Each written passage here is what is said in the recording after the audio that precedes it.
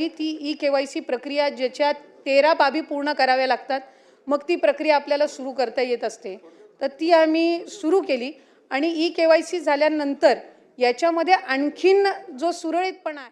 तर राज्यातील लाडक्या भगिनींना 31 डिसेंबर 2025 ही केवायसीसाठी अंतिम मुदत देण्यात आलेली होती आणि याच पार्श्वभूमीवर बऱ्याच भगिनींची केवायसी ही चूक झालेली होती आणि ही चूक सुधारता यावी यासाठी शासनाकडून एक महत्त्वपूर्ण अपडेट देण्यात आलेला आहे।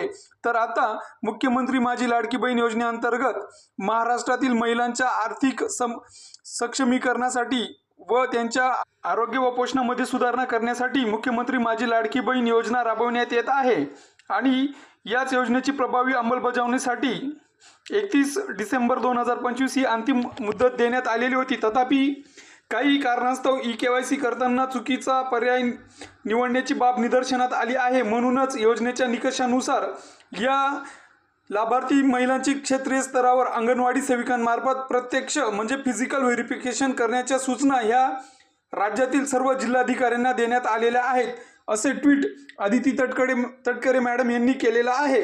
आणि या अंतर्गत आता ज्या भगिनींना ₹1500चा लाभ मिळालेला नव्हता किंवा केवायसी चूक झालेली होती अशा भगिनींना आता एक पुन्हा संधी मिळणार आहे। तर हेच होतं थोडक्यात आणि महत्त्वपूर्ण असे अपडेट। अशाच विविध शासकीय योजनांच्या माहितीसाठी आपल्या चॅनलला सबस्क्राईब करा। धन्यवाद।